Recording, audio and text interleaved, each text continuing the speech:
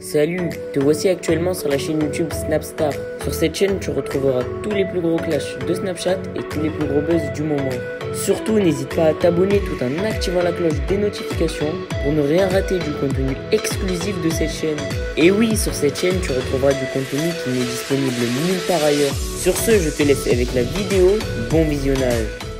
J'espère que vous allez tous très bien et que vous êtes en train de passer une excellente fin de journée. Comme vous avez pu le voir dans le titre de cette vidéo, aujourd'hui nous allons principalement parler de Moujdat alias Lex Amila. Vous le connaissez sûrement tous, Moujdat Saglam est un célèbre candidat de télé-réalité qui a récemment participé à Objectif Reste du Monde. Comme vous le savez, sur le tournage de Objectif Reste du Monde, Moujdat était en guerre avec Simon Castaldi, Julien Bert et Nathan. Dans cette vidéo, El Grande Mouj s'en prend violemment à Julien, Nathan et à Simon. En effet, selon Lex Amila, Julien, Nathan et Simon sont de gros hypocrites. Je vous laisse sans plus attendre avec toutes les explications de Moujdat. N'oubliez pas de réagir dans l'espace commentaire et surtout restez bien jusqu'à la fin de cette vidéo. Bon, la team, on va parler français.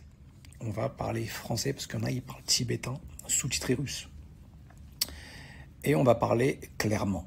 Vous comprenez, pour que vous compreniez bien, parce que on ne vous dit pas tout et surtout on ne vous montre pas tout. Et je vais vous expliquer un peu le pourquoi du comment et de façon à ce que en fait vous fassiez votre propre avis et que vous compreniez les choses, mais en toute transparence. Je vais vous expliquer avant, après, comme ça vous comprenez. À quel point ça a été loin en fait, à quel point en fait les gens ils sont prêts à tout. Moi j'ai rien contre les gens qui veulent perdurer dans ce milieu, qui veulent percer dans ce milieu, je n'ai rien. Mais tu peux pas trahir tes valeurs, tes principes pour 5 minutes de gloire.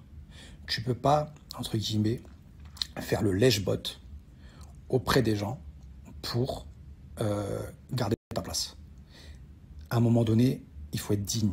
Il faut avoir des principes, il faut avoir des valeurs, il faut avoir des couilles. Moi, en amitié, je suis quelqu'un de très loyal. Ça veut dire que je donne tout. Quitte à me mettre tout le monde à dos, j'en ai rien à foutre, je donne tout. Maintenant, je vais vous parler de Nathan. Après, je vais vous parler de Julien Bert et je vais vous parler de Simon. Pour que vous compreniez un peu bien. Moi, je voulais pas mettre ça sur les réseaux sociaux, mais ça faisait une semaine que Nathan m'insultait et me manquait de respect sur ses réseaux sociaux, gratuitement, et c'est ce qu'il fait avec les gens. Alors que moi, j'attendais de le voir en vrai. C'est-à-dire que je n'avais pas parlé, je n'avais pas écrit. J'attendais le voir en vrai pour parler d'homme à homme et lui dire mes 4 vérités en face. Et pas derrière un écran et pas en public. Mais malheureusement, il a décidé de mettre ça en public. Donc, on va éclaircir les choses. Il y a un an, Nathan s'est embrouillé avec Marvin Anthony. Moi, je ne connaissais pas Marvin.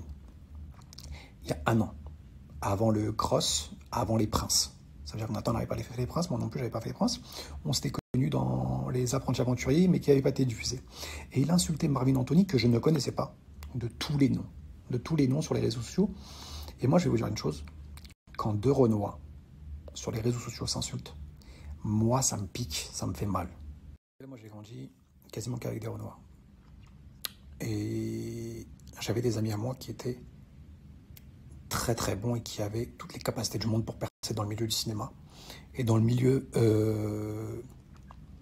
du showbiz, dans le milieu de la télé, ils avaient toutes les capacités du monde.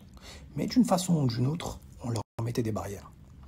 Et ça me faisait chier. C'est comme si on les mettait à moi et j'ai subi ça avec eux. Vous comprenez? Et c'est des choses qui, moi, m'interpellent et ce sont des choses qui me font mal. Donc quand je voyais Nathan incendier Marvin Anthony il y a un an en arrière, frérot, je suis pas d'accord avec toi. Tu vois, je pars du principe que, frère, déjà, c'est pas évident qu'un Renoir perce dans le milieu de la télé. Et que ce soit pour toi. Les autres, je les connais pas, donc je sais pas les antécédents que vous avez les uns avec les autres. Mais on va dire, même si vous avez un antécédent, ne vous descendez pas. Au pire, tu réponds même pas, tu calcules même pas. Mais ne vous descendez pas entre Renois, frérot. C'est déjà compliqué de percer dans le milieu de la télé. Et en plus de ça, si vous vous tirez dessus comme ça à balles réelles, tu vois, c'est compliqué. Donc, soutenez-vous, frérot, soutenez-vous, parce que c'est pas évident. Après, même si les autres, tu les aimes pas, au pire, tu réponds pas, tu tacles pas, tu laisses faire, tu vois. Mais je pars du principe que, frère, déjà, c'est pas évident de percer en tant que Renoir dans le milieu de la télé. Peu importe, hein, je te parle pas forcément de la télé-réalité. Déjà que c'est pas évident, déjà que dans le casting, t'es dead, tu vois. Et en plus de ça, si les Renois se tirent. J'ai essayé d'aider Nathan du mieux que je pouvais pour qu'il puisse intégrer ce milieu de la meilleure des façons parce qu'on ne lui donnait pas réellement sa chance. Et quand il est arrivé dans Les Princes, c'était la dernière semaine du tournage. Et quand il est arrivé pour Chloé, Chloé, elle voulait le mettre dehors. Elle voulait le mettre dehors. Le premier jour, elle a dit, prends le van, il se casse, je ne veux pas en entendre parler. J'ai fait un boulot monstrueux, une première fois, pour que Chloé le garde dans l'aventure.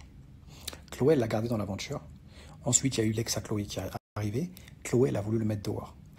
Je me suis interposé à Chloé, je me suis interposé à Magali, je me suis interposé à la production pour pas qu'on mette Nathan dehors. Je me suis mis devant le van, je fais tu pars pas, tu restes.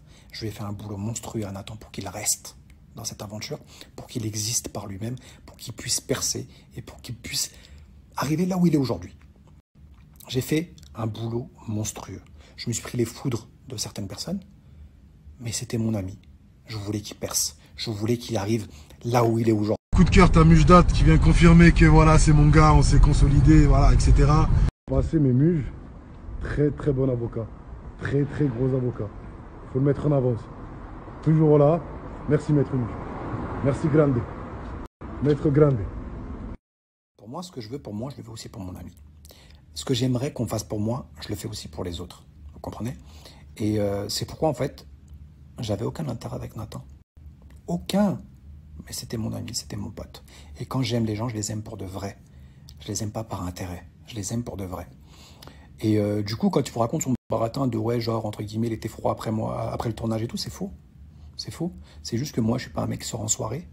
Je suis pas un mec qui boit. J'étais en couple. Donc, c'est pas pareil. Vous comprenez? J'étais avec Félicia, on venait de s'installer ensemble. J'ai vécu une nouvelle histoire et tout. J'étais pris par mon histoire. C'est pas pareil quand t'es en couple et quand t'es célibataire. Donc lui, entre célibataires, il sortait et tout. Mais frère, moi, je suis en couple. Tu comprends? Et voilà. Voilà, tu vois, tu n'as pas besoin de passer régulièrement de ces nouvelles. Et quand il vous dit que je l'ai contacté juste avant le RDM, l'objectif reste du monde, c'est un menteur. C'est un menteur parce que je parlais régulièrement et je n'étais en aucun cas froid avec lui. Et j'étais plus pote avec Nathan que Simon. Et j'ai jamais rien dit sur Nathan à Simon. Jamais de la vie. C'est un menteur. C'est juste, il sait tellement pas quoi me reprocher qu'il va chercher des broutilles pour essayer, entre guillemets, de sauver sa conscience. Frérot, t'es un traître. Et les gens, ils vont le voir que t'es un traître, tu vois. Ils vont le voir que t'es un traître et que t'es là juste pour la fame et que t'es prêt à tout et n'importe quoi, à toutes les atrocités pour te mettre en avant. C'est pas comme ça la vie, frérot.